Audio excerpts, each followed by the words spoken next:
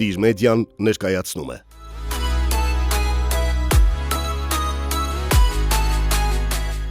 Ժամանակները փոխվել են։ Մեր օրերում դպրոցականները հագնում են գրեթե ժամանակին համահունչ։ Դպրոցներում համազգեստը ոչ միայն կարգ ու կանոն էր ստեղծում, այլև հնարավորություն տալիս երեխաներին զգալ հավասար, անկախ իրենց սոցիալական իրավիճակից։ Այսօր փորձենք բացահայտել, թե Երևանի դպրոցներից մեկում ինչպիսի հագուստ են կրում աշակերտները։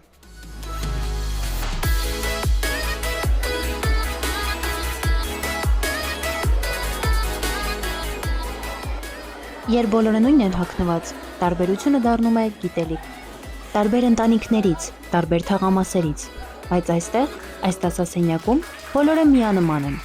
Համազգեստը միայն հագուստի կարևորության մասին չէ։ Դա փոքրիկ հիշեցում է, որ այս պահին մենք բոլորս մի ուղու վրա ենք։ Մեծ նշանակություն եմ տալիս դպրոցական համազգեստին։ Այստեղ լուծվում է սոցիալական խնդիր, քանի որ տարբեր ընտանիքներից են գալիս եւ այսօր բոլորը մի տնից չեն, բայց ունեն բյուջեի բավականին լուրջ խնդիրներ ընտանիքում լուծելու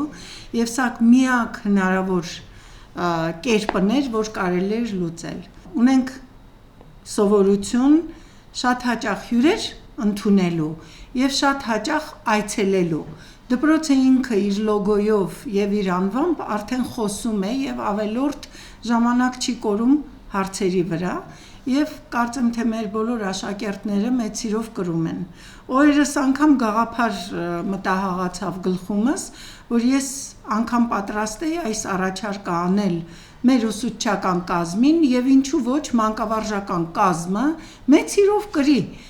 մեր լոգոյով վերնաշապիկը եւ բավականին հարցեր կլուծվեն եւ սրանով մենք ցույց ենք տալիս, թե որքանով նաեւ սիրում ենք մեր դպրոցը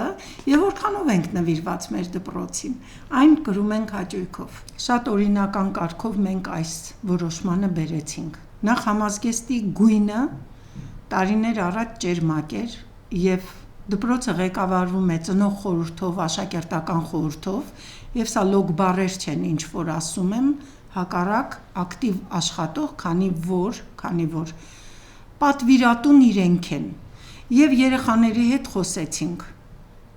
ինչ գույնի համազգեստ կուզեք կրել երեխաներ ճերմակը ապացուցեցին որ շատ շուտ աղտոտվող գույն է բարի ինչ գույն ենք ուզում կապույտը մուկ կապույտը բաց կապույտը չէ շատ լավ առաջին համազգեստի վրա մեջքին թիկունքում գրված էր Ավետիսյան դպրոց եւ անգլերենով Ավետիսյան school աշակերտները խնդրեցին որ էմբլեմայի վրա գրվի երևա ամեն ինչ բայց թիկունքին Ավետիսյանը չգրվի որտեվ հնարավոր է մեկ այլ առիթի էլ իրենք հագնեն ծնողական խորհուրդը հավաքեցինք նախ խոսեցինք իրենց հետ արձանագրություն կազմեցինք որից հետո հրավիրեցինք համադպրոցական ծնողական ժողով Ծնողները ողջունեցին միաբերան, որովհետև սրանով շատ հարցեր էր լուծվում։ Ձեր կարծիքով արդյոք ճիշտ կլինի, որ դպրոցներում նորից պարտադիր դառնա համազգեստի կրումը բոլոր դպրոցներում։ Դա շատ ճիշտ կլինի, բայց հարկավոր է խոսել այսօրվա 21-րդ դարի պատվիրատուի եւ երեխայի հետ։ Սա նույնն է, որ երեխան չսիրի ասենք չմուշկասահքը եւ ես իրեն պարտադրեմ որ գնա 1 2 3 կգնա չորրորդին ինքը այլևս կսկսի փախչել ուրեմն հարկավոր է նրան գիտակցությանը բերել բայց ուզենալով բացատրելով հասկանալով նրա հոգեվիճակը եւ այնպիսի մոդել ստեղծվի որ երեխան ինքը ընտրի դպրոցում հասել ենք դրան մեր երեխաները ընտրության հնարավորություն են ունեցել քվեարկելու հնարավորություն են ունեցել, մեծից փոքր շատ լավ հագնում են։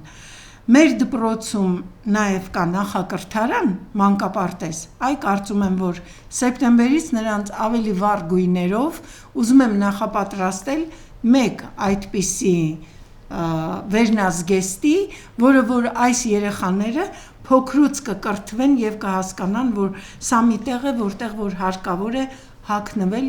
Նույնն է, որ այսօր կներեք բժիշկները ըմբոստանան եւ ասեն մենք չենք հագնում մեր վերնազգեստը բժշկական ինչպես եմ տարբերելու բժիշկի նոթաչուից վարորդին մանկավարժից աշակերտին դրսի անծանոթ երեխայից ուրեմն Կարծում եմ, որ սա շատ մեծ դեր ունի եւ նշանակություն երեխայի բնավորությունը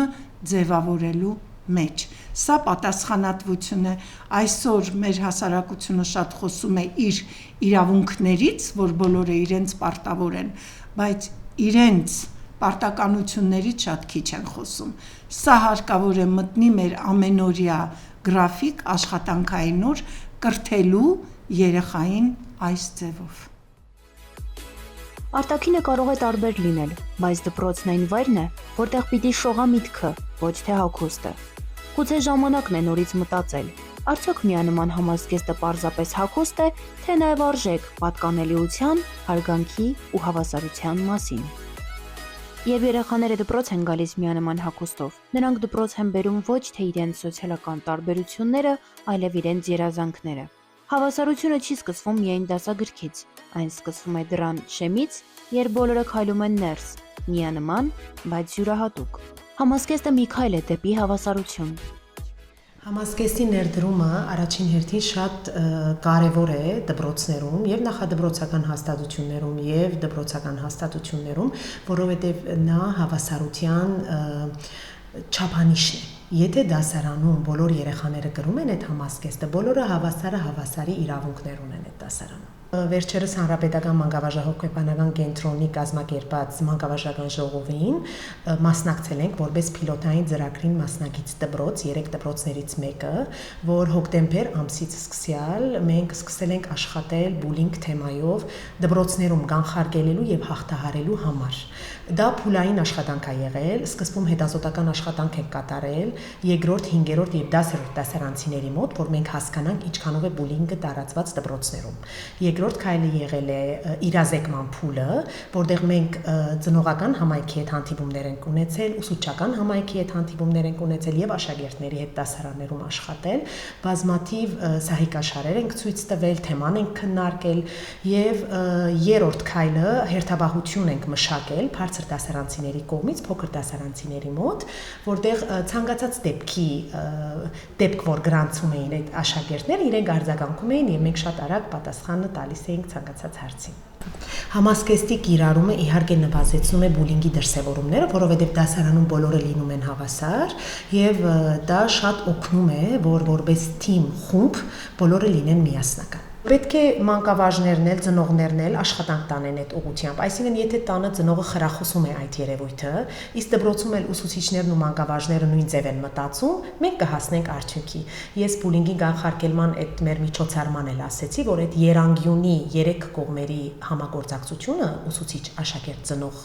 կբերի լավ արդյունքների։ Իսկ եթե 3 անկյուններից որևէ մեկը թերանում է, դա հաստատ մենք չենք կարող ցանկացած խնդրի դեպքում ոչ մենակ համազգեստի հասնել ցանկալի արդյունքների։ Աշակերտները տարբեր են, մեկը երազող, մյուսը վերլուծող, մյուսն էլ փառասեր։ Բայց երբ նրանք միանման համազգեստով հանդիպում են դպրոցում, աշխարհը գրեթե կարծես նայում է նրանց նույն աչքերով։ Լիաննա Փանոսյան, Կարեն Իսրայելյան, Տիր մեդիա։ Բաժանորդագրվեք Տիր մեդիայի ալիքին։